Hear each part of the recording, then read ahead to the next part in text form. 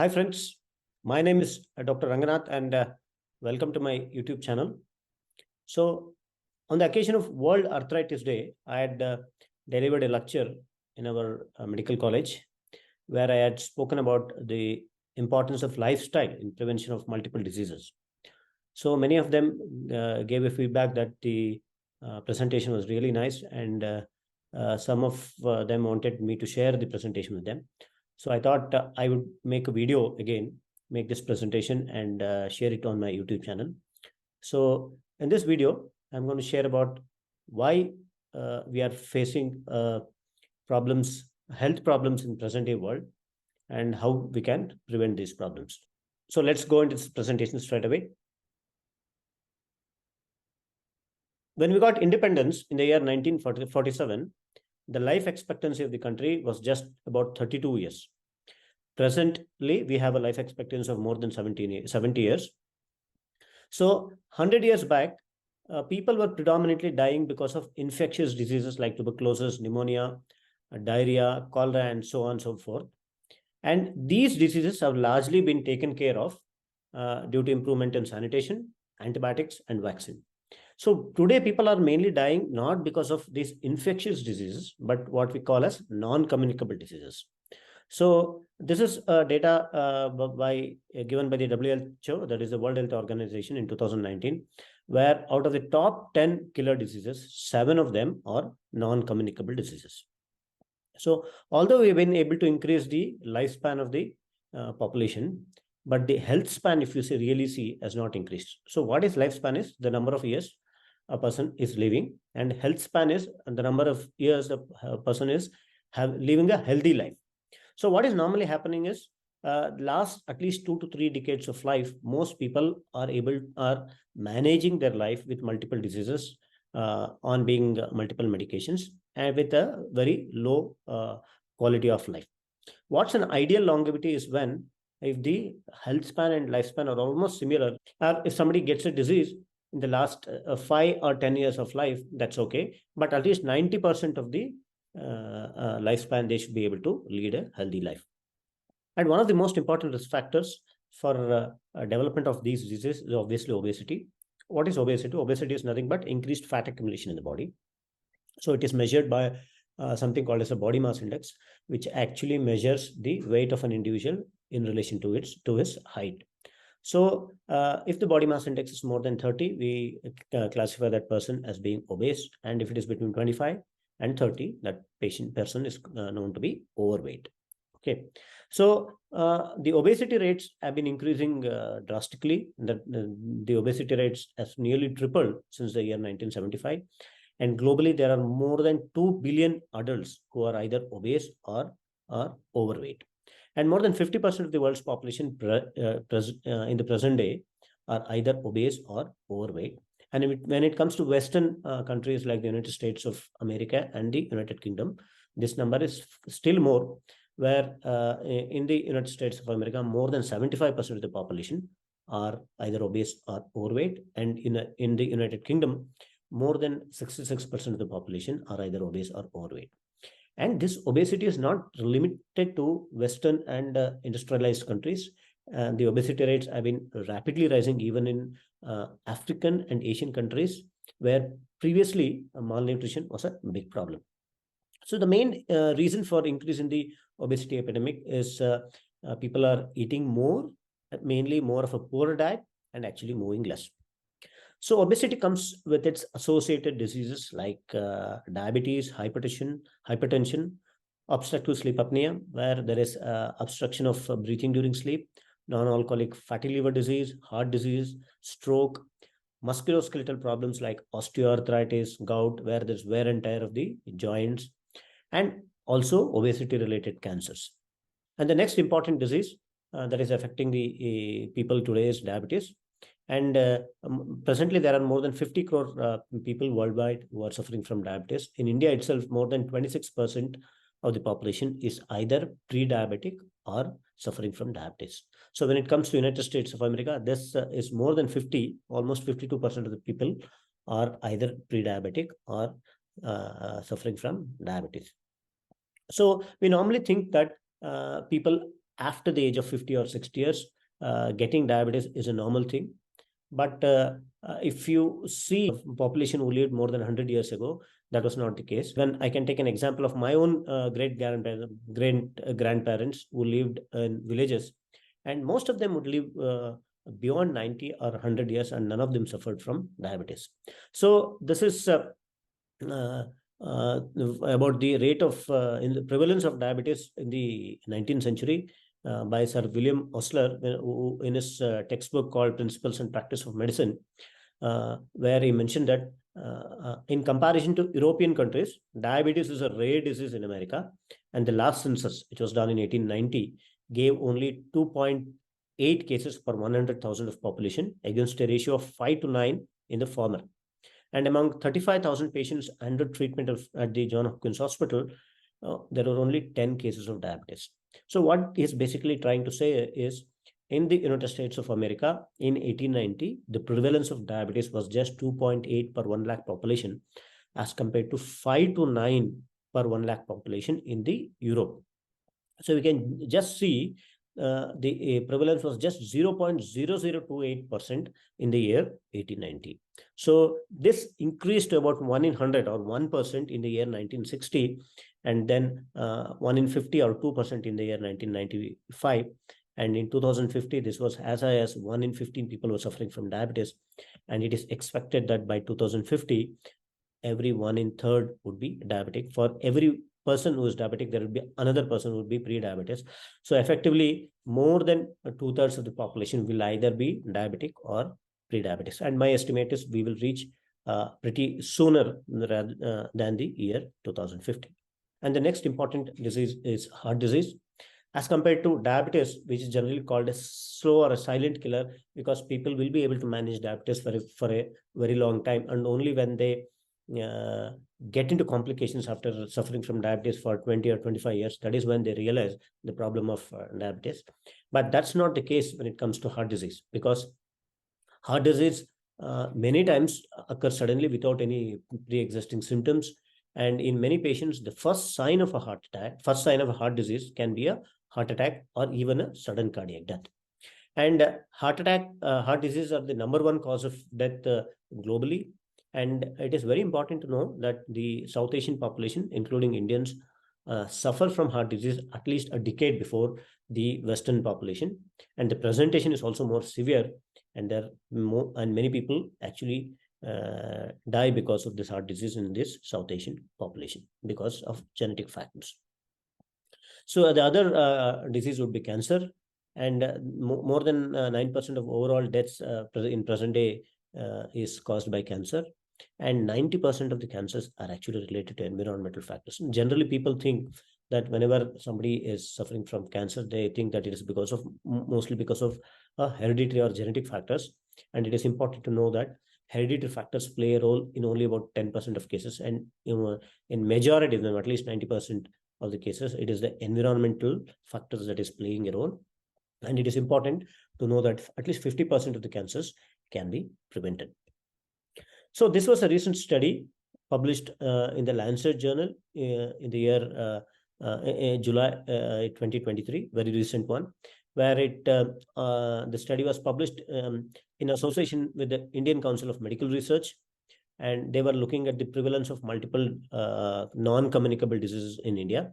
And there are more than 10 crore people suffering from diabetes, more than 13 crores suffering from pre-diabetes, more than 30 crores from hypertension, more than 250 crores, 25 crores suffering from obesity, and more than 35 crores suffering from abdominal obesity. So it is very important to know that Indians have more abdominal obesity, that is deposition of fat around the abdomen, what we call as central obesity, as compared to generalized obesity.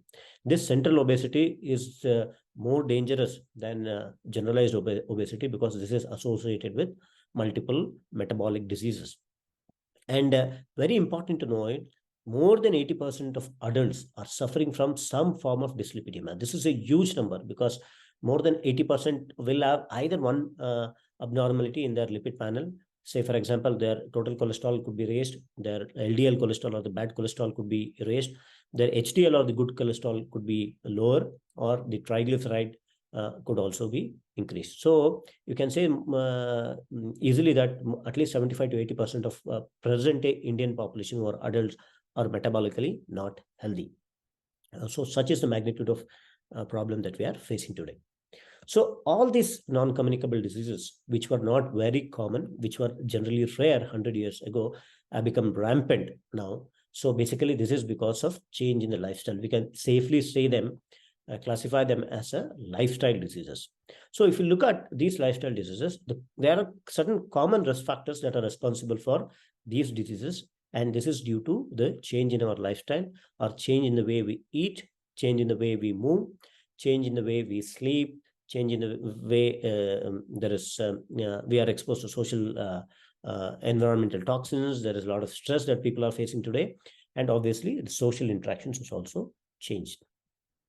So we have to understand these diseases in the backdrop of evolution. If you see the timeline of human evolution, the earliest known ancestor of humans is thought to be Australopithecus afarensis, who was present in this planet for a period of 3.9 to 2.9 million years ago. And after that, Homo habilis was present in this planet from 2.4 to 1.5 million years ago, followed by Homo erectus, who was there between 2 million years ago to 1 lakh years. And the Homo neanderthals was present between 4 lakh to 40,000 years ago. And the present human, who's called as Homo sapien, is known to exist in this planet as early as 3 lakh years ago. So basically, there are a lot of adaptations that have happened during this course of evolution, which have been very slow and over a course of thousands or millions of years. And so some of the adaptations that we can see is, for example, we all came from a common primate ancestors, that is a monkey. And we all know that we have evolved from a four-legged animal to a two-legged animal, basically as a requirement where people had to move around in search of food and other things for a long period of time. So this is one of the adaptations that has taken place. The other most important adaptation is the increase in the brain capacity. About 3.5 million years ago, the brain size was just 600 cc. Now it has increased to 1400 cc. That is, the brain has increased more than 2.5 times its size. And this is because the humans have been using their brain a lot. And as a result of this requirement, the brain size has increased. And this is what actually differentiates human from other animals, is the presence of higher cognitive functions, or the way in which the human brain works as compared to the other animals.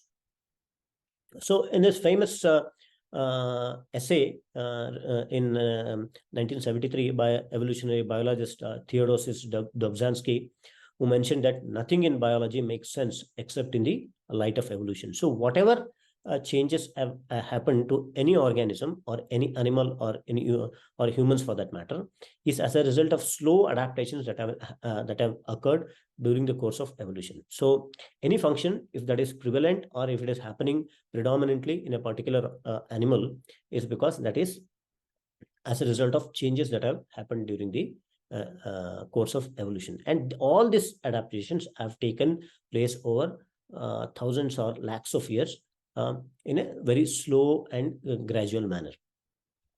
So if you see the lifestyle of humans during the course of evolution, so humans have basically been hunter-gatherer. So for 99.5% of the time, humans basically have been hunting food or gathering naturally available foods that was easily accessible to them.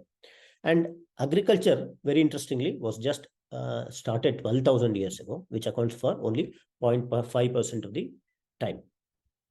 And what we call as the industrialization was known to mankind, is known to mankind only since last 200 years, which accounts for 0.1% of the time. And the most modern type of living that we are adapting since the last 30 to 50 years accounts for just 0.0025% of the total time that humans have been living on this planet. So it is our genes, our biology, and our physiology, that is the way the body is designed, the way the body is designed and the way the body works has been influenced by the way people have been living since millions of years. And more than 99% of the times, this is how people were living in a hunter-gatherer kind of a lifestyle. And our genes have basically been adapted to such kind of lifestyle, although this agricultural kind of lifestyle is there since 10-15 years, and there has been a slow adaptation, and probably even this kind of a lifestyle is manageable. But what has happened since last 50 or 100 years, the changes in lifestyle that have happened is so drastic and so enormous that the genes and the human biology has not been able to cope up with these changes. And suppose we live this kind of a lifestyle for another thousands of years, then probably our genes also will become adapted to it. And still such time, if we continue living like this, then definitely we'll be faced with multiple problems and multiple diseases. And unless we change our lifestyle and live a lifestyle that is congenial with the human genes and biology, then definitely these diseases can safely be prevented and managed. So this is the advanced human evolution that is taking place since last 50 years, where we are going back from four-legged animal to probably going in a reverse kind of human evolution. So one of the evolutionary adaptations is of fat storage mechanisms. Normally, humans are biased towards fat storage mechanisms because during the course of evolution, there were many times where people were not, access to food was not very easy. So there were, people were faced with famine, droughts, and this used to continue for even months or years, where getting food was not a easy thing. So whenever there is access to food, the body will try to get as much food as possible and try to store it as fat, so that in case in future, if the food is not available, then that fat can be used as a source of energy. And this fat storage bias is also because of a big brain. Normally, brain accounts only for about 2% of the body weight, but it consumes more than 20% of the energy as compared to the total body. So brain is using 10 times more energy as compared to its weight. And since brain is the important master controller of all the organs and cells of the body, so the brain will actually try to get as much as energy possible for itself before actually thinking about the other organs. So we are always biased towards getting and accumulating as much as energy possible and store it in the form of fat. And also when it comes to female, because of repeated pregnancies and lactations, so the more the amount of fat female has, there is a better chances of survival and through the pregnancy, so that it is safe for both the mother and the child. And also because of high level of physical activity that people were exposed to in the previous years, this also leads to excess storage of fat in the human body. So although the modern medicine has made tremendous progress since last 100 years, so if you ask me, we are just scratching the surface, because the body is so complex. There are more than 37 trillion cells in the body. And in each one of these cells, there is almost 1 million chemical reaction actually happening every second of the body, every second. And if you take about the total chemical reactions that are taking place, it is 37 trillion multiplied by 1 million, which accounts for 37 into 10 to the power of 21. That is called 37 sextillion chemical reactions. So 37 followed by 21 zeros, that is the amount of chemical reactions that is taking place every second in the body. So you can just imagine how complex the body is. The more we know about the body, actually the more we do not know of the body. So if you try to go deeper into the way the body functions, it becomes very complex. But if you know how to keep the basics simple and manage these basics, actually managing the body and promoting health is not a big problem. So basically I have formed 7 basic principles that we need to focus when it comes to lifestyle. The first and the most important thing is maintaining a proper circadian rhythm and sleep. The second thing is good nutrition. Third thing is focusing on physical activity. Fourth is breathing. Fifth is emotional and social health. And sixth is management of stress. And finally, giving a lot of focus on the gut microbiome. So we'll cover each one of them in this lecture.